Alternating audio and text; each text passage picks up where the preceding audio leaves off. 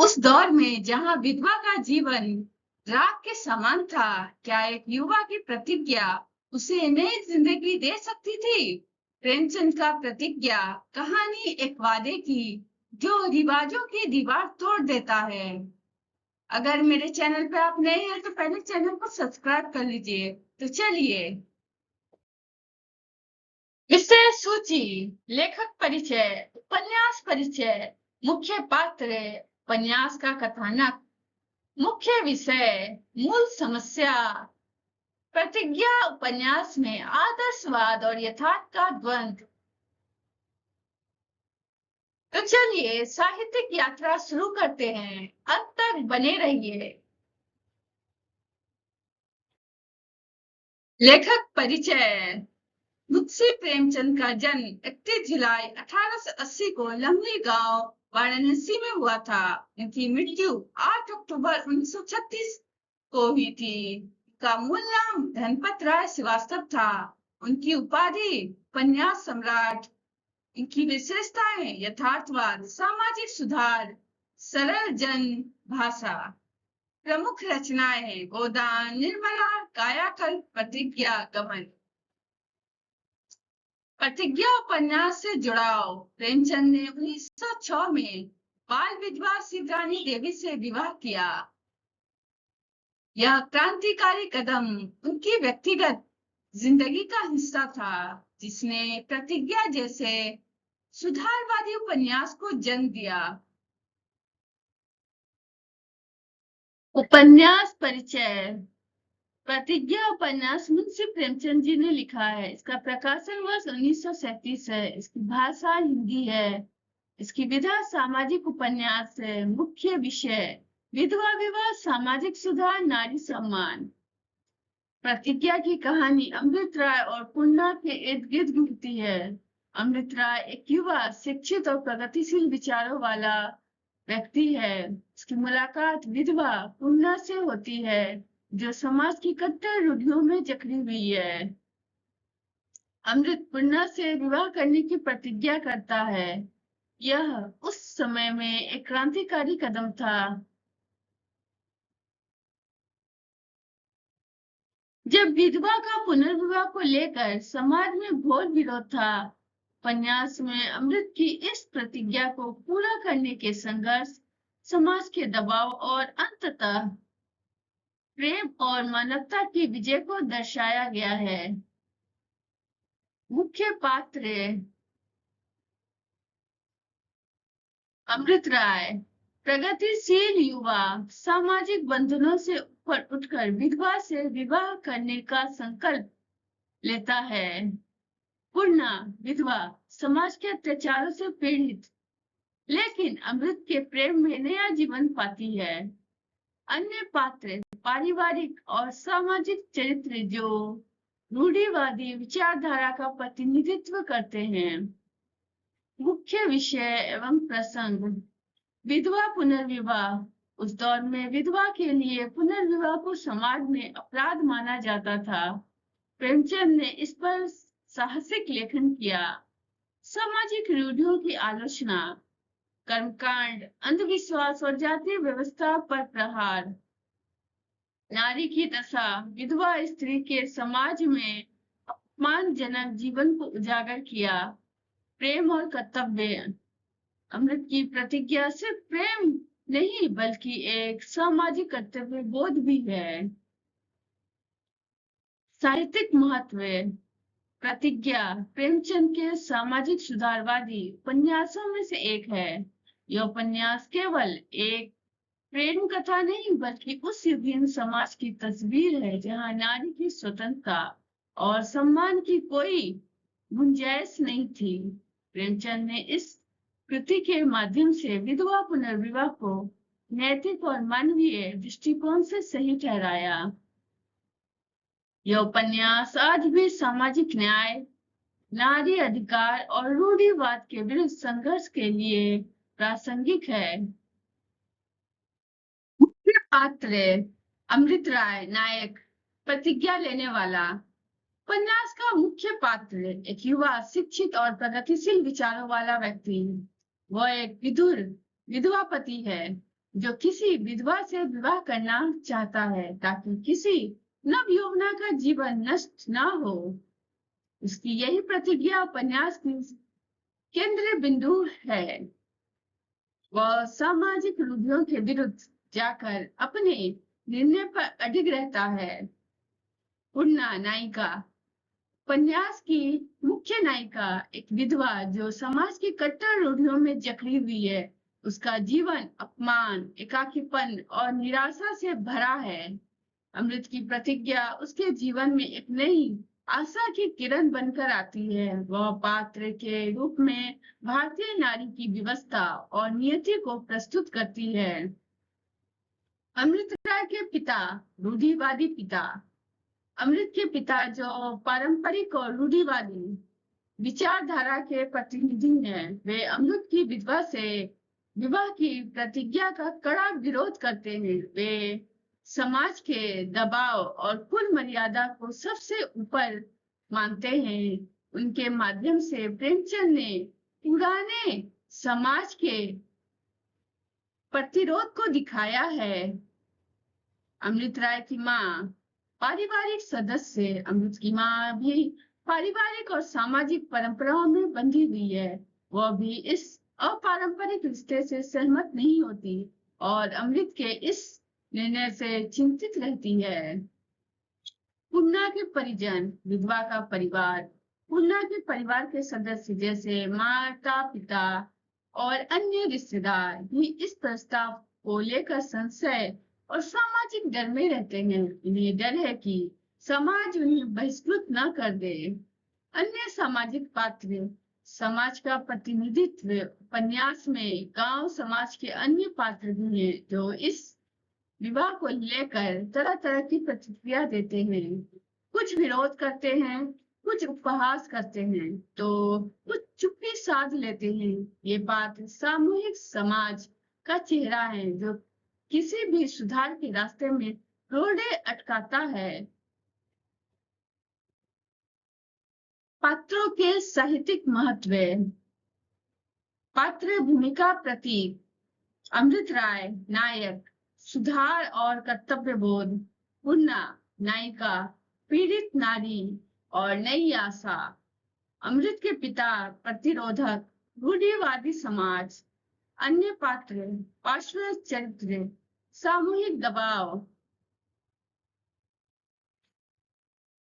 प्रतिज्ञा उपन्यास में पात्रों की संख्या अन्य उपन्यासों की तुलना में सीमित है, क्योंकि प्रेमचंद का ध्यान यहाँ मनोवैज्ञानिक संघर्ष पर है, बाहरी पात्रों की भीड़ नहीं। अमृत और पूर्णा के माध्यम से ही पूरा सामाजिक ताना बाना उभर कर आता है। उपन्यास का कथानक। प्रारंभ।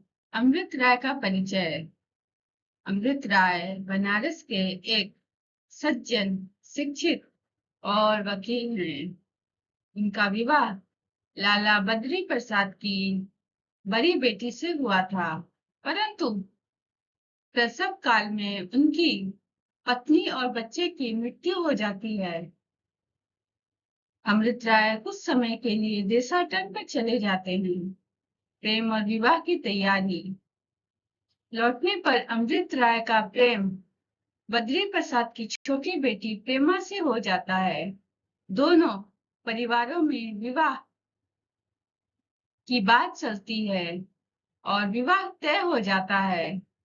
प्रतिज्ञा, मोड़ का क्षण। इसी बीच अमृत राय आर्य समाज मंदिर में पंडित अमरनाथ का व्याख्यान सुनते हैं। व्याख्यान में विधवाओं की दयनीय दशा का मार्मिक चित्रण किया गया होता है। अमरनाथ पूछते हैं, कितने लोग विधवा से विवाह करने को तैयार हैं? केवल। अमृत राय का हाथ उठता है। इसी क्षण वे प्रतिज्ञा करते हैं कि वे किसी विधवा से ही विवाह करेंगे। पारिवारिक और सामाजिक तूफान। यह निर्णय सबके लिए आघात बन जाता है। बद्री प्रसाद इसे अपनी कुल मर्यादा के विरुद्ध मानते हैं। प्रेमा अपने प्रेम का बलिदान दे देती है और अमृत राय के मित्र दाननाथ से विवाह कर लेती है। दाननाथ संकोची और शंकालु स्वभाव के हैं। विवाह के बाद भी उन्हें शक रहता है कि प्रेमा अमृत राय के प्रेम से पूरी तरह बाहर नहीं आई। त्रासदी। इधर पूर्णा विधवा अपने पति वसंत कुमार की डूबने से मृत्यु के बाद आश्रयहीन हो जाती है। बद्री प्रसाद उसे अपने यहाँ आश्रय देते हैं।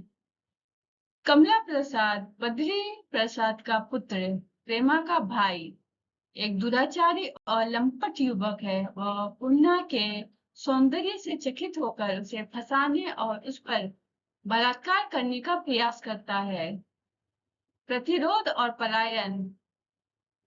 कमला प्रसाद की पत्नी सुमित्रा एक आधुनिक और आत्मसम्मानी स्त्री पूर्णा को साहस और धैर्य देती है। जब कमला प्रसाद पूर्णा पर जबरदस्ती करता है तो पूर्णा उसके चेहरे पर कुर्सी दे मारकर उससे बच निकलती है और अमृत राय की शरण में पहुंचती है। वनिता भवन समाधान। अमृत राय अपनी संपूर्ण संपत्ति बेचकर वनिता आश्रम की स्थापना करते हैं। यह विधवाओं और अनाथ बालिकाओं के लिए एक शरणालय और प्रशिक्षण केंद्र है। यहाँ विधवाएं हस्तकला और अन्य कौशल सीखकर आत्मनिर्भर बनती हैं। प्रतिज्ञा का पालन। अंतिम निर्णय। जब दाननाथ अमृत राय को उनकी प्रतिज्ञा विधवा से विवाह की याद दिलाते हैं तो अमृत राय वनिता भवन की ओर इशारा करते हैं। वे कहते हैं कि अब इस संस्था का निर्वाह करने में ही उनकी प्रतिज्ञा पूरी होगी। वे आजीवन अविवाहित रहकर समाज सेवा में लग जाते हैं। प्रतिज्ञा की कहानी एक व्यक्तिगत संकल्प से शुरू होकर सामूहिक कल्याण पर समाप्त होती है। यह केवल एक प्रेम कहानी नहीं बल्कि सामाजिक रूढ़ियों के विरुद्ध एक व्यक्ति के संघर्ष की कहानी है जो अंततः यथार्थवादी समाधान, वनिता भवन और आर्थिक स्वावलंबन के रूप में परिवर्तित हो जाता है। मुख्य विषय विधवा पुनर्विवाह केंद्रीय विषय। उपन्यास का सर्वाधिक महत्वपूर्ण विषय उस युग में जब विधवा पुनर्विवाह को समाज में पाप माना जाता था।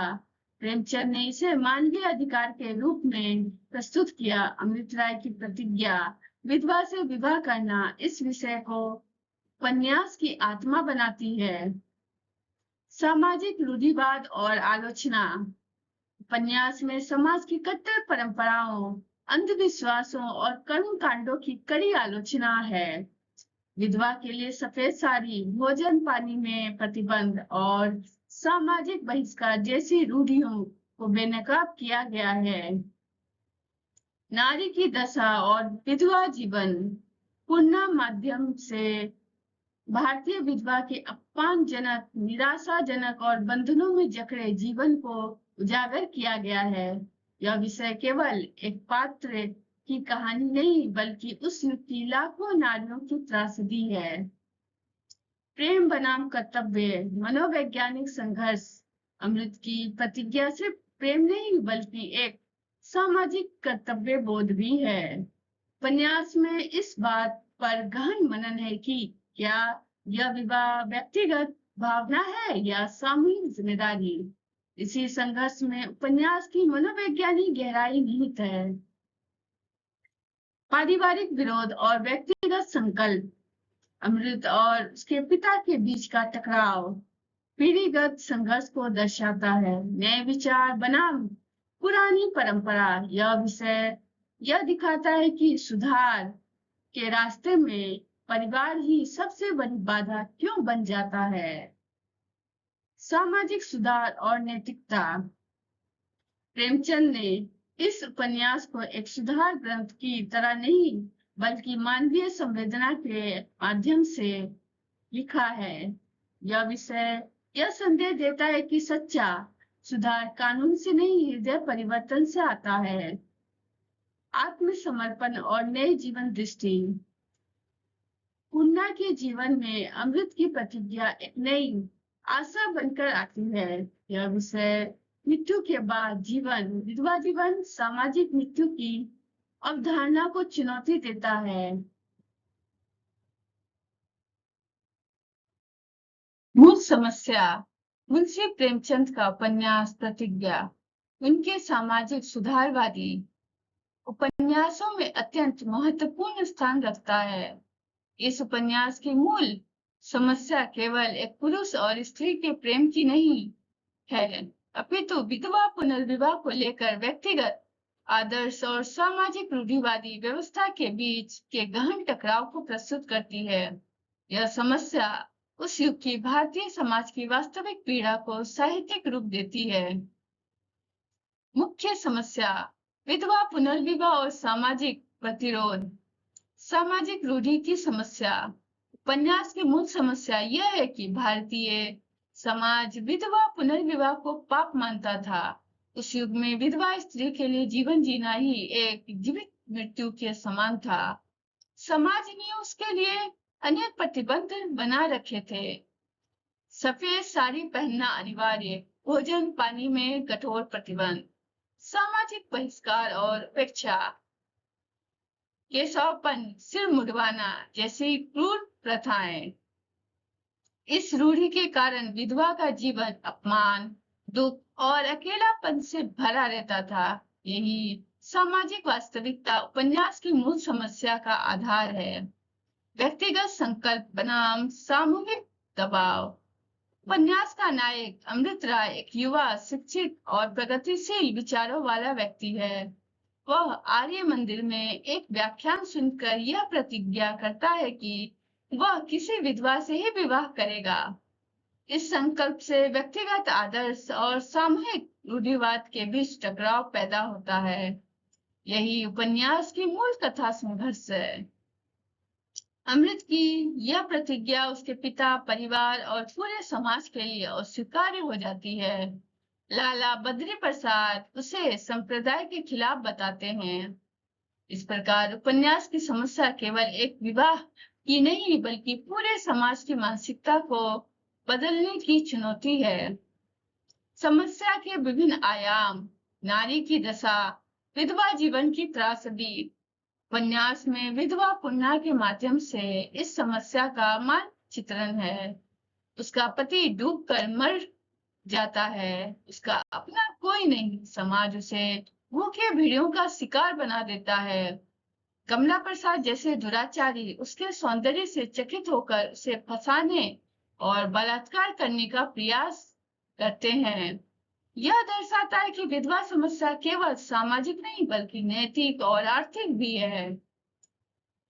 पारिवारिक संकट, कुल मर्यादा बनाम सुधार।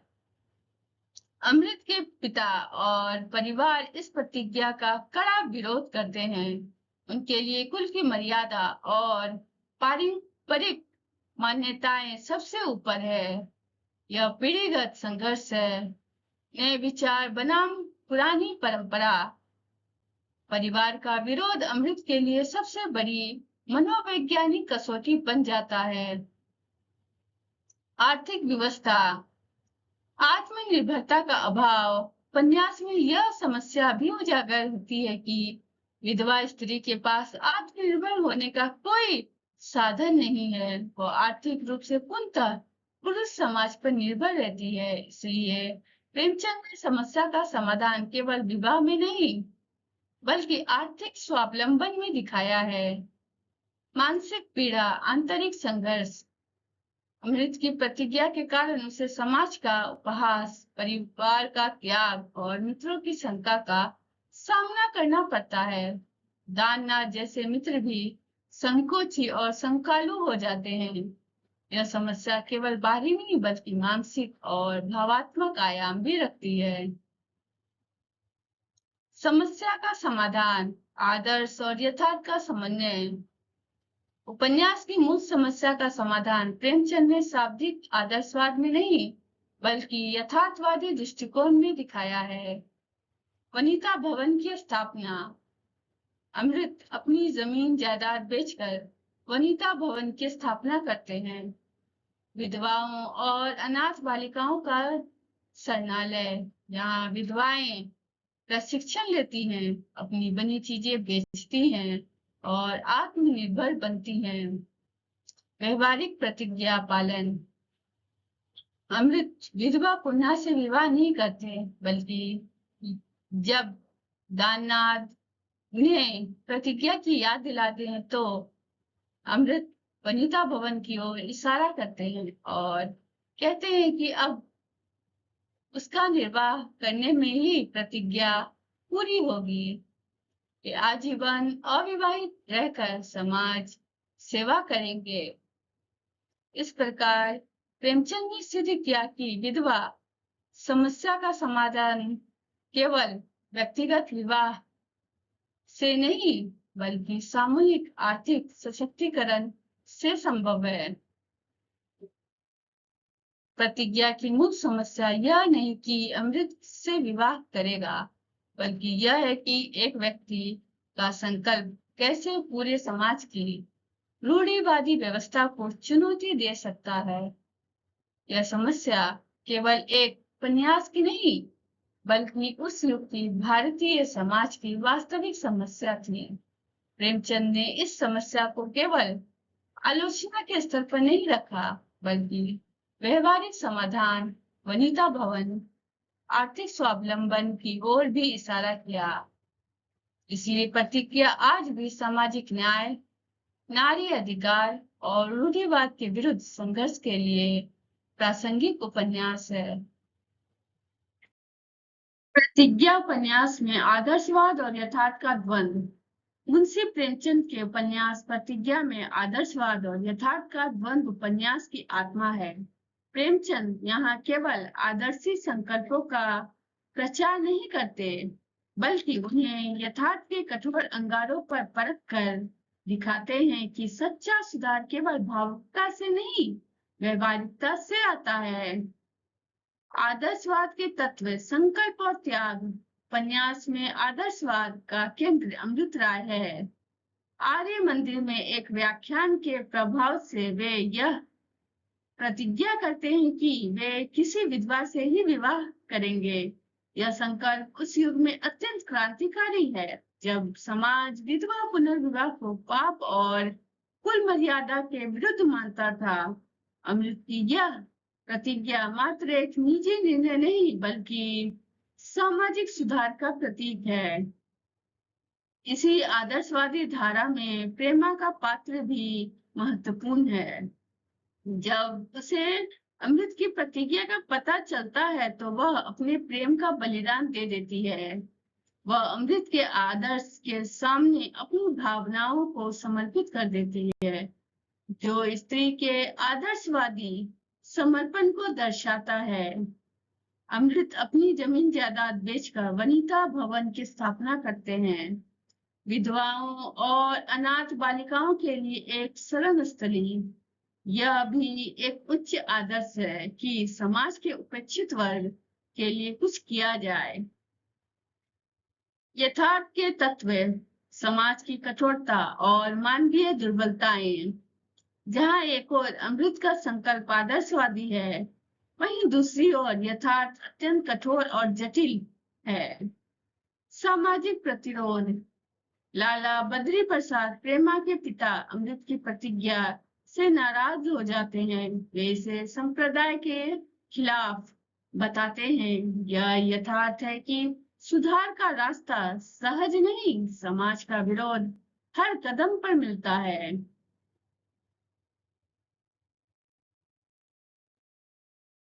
अमृत के पिता भी पारंपरिक मान्यताओं में बंधे हैं और इस निर्णय का विरोध करते हैं। विधवा की वास्तविक दुर्दशा। पूर्णा की स्थिति यथार्थ का मानविक चित्रण है। उसका पति डूबकर मर जाता है, उसका अपना कोई नहीं।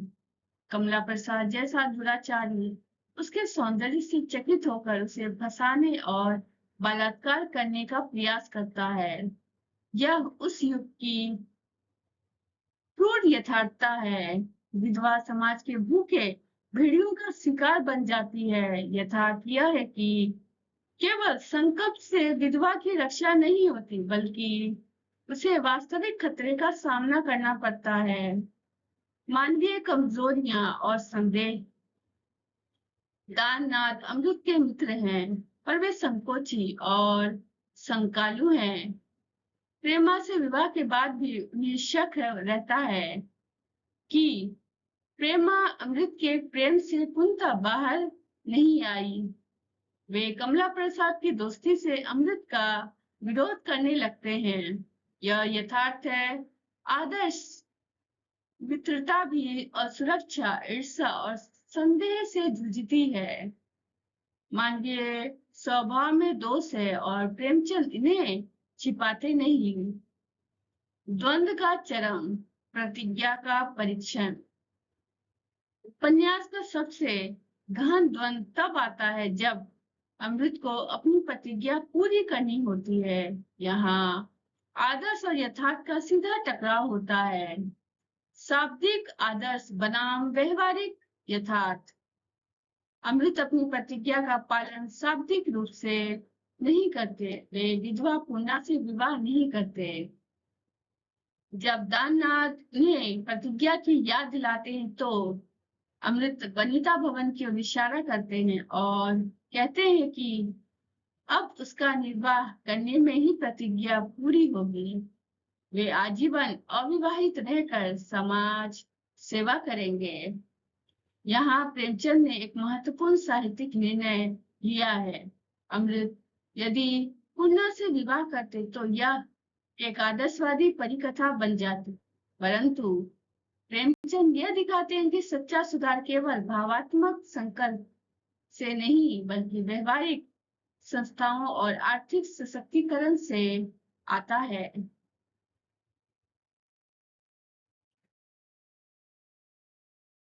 समन्वय। आदर्श को यथार्थ का आधार। प्रतिज्ञा में द्वंद्व का समाधान विलय में नहीं, बल्कि समन्वय में होता है।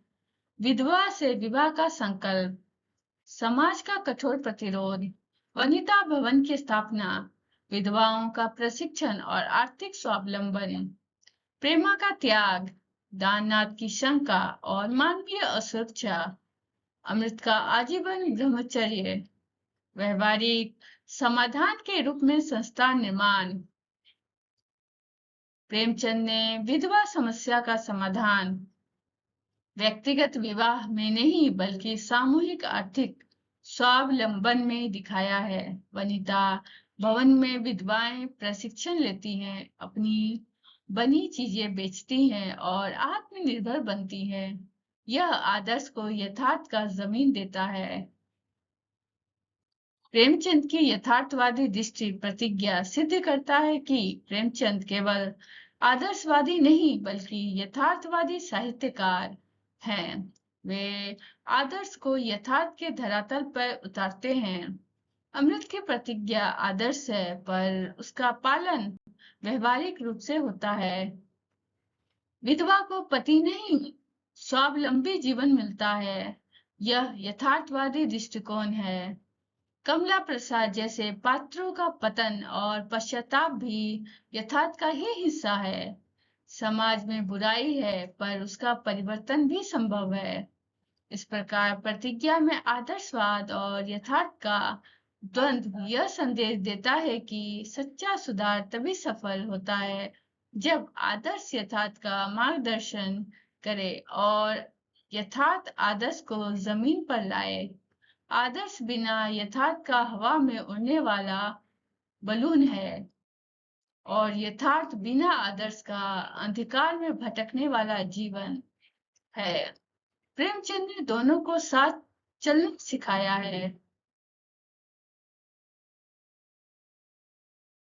तो दोस्तों, यह था मुंशी प्रेमचंद का उपन्यास प्रतिज्ञा, जो आज भी हमारे समाज का आईना दिखाता है।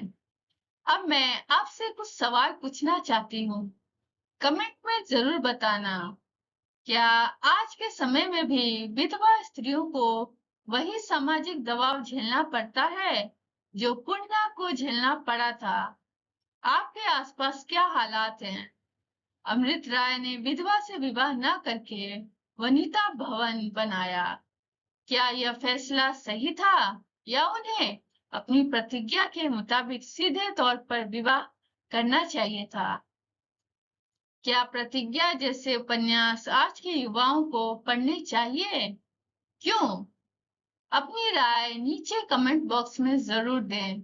मैं हर कमेंट पढ़ती हूँ और जवाब देने की कोशिश करती हूँ। और हाँ, अगर यह वीडियो आपको पसंद आया हो तो इसे लाइक जरूर करें और अपने दोस्तों के साथ शेयर करें ताकि और लोग भी प्रेमचंद जी की इस महान रचना से जुड़ सकें। अगर आप ऐसे ही साहित्य, हिंदी व्याकरण और बोर्ड एग्जाम से जुड़ी क्वालिटी कंटेंट चाहते हैं तो चैनल को सब्सक्राइब करें, बेल आइकन ऑल पर प्रेस कर लें ताकि आने वाली हर वीडियो की नोटिफिकेशन सबसे पहले आप तक पहुंचे। मिलते हैं अगले वीडियो में एक नई रचना के साथ। तब तक पढ़ते रहें, सोचते रहें और बढ़ते रहें। धन्यवाद।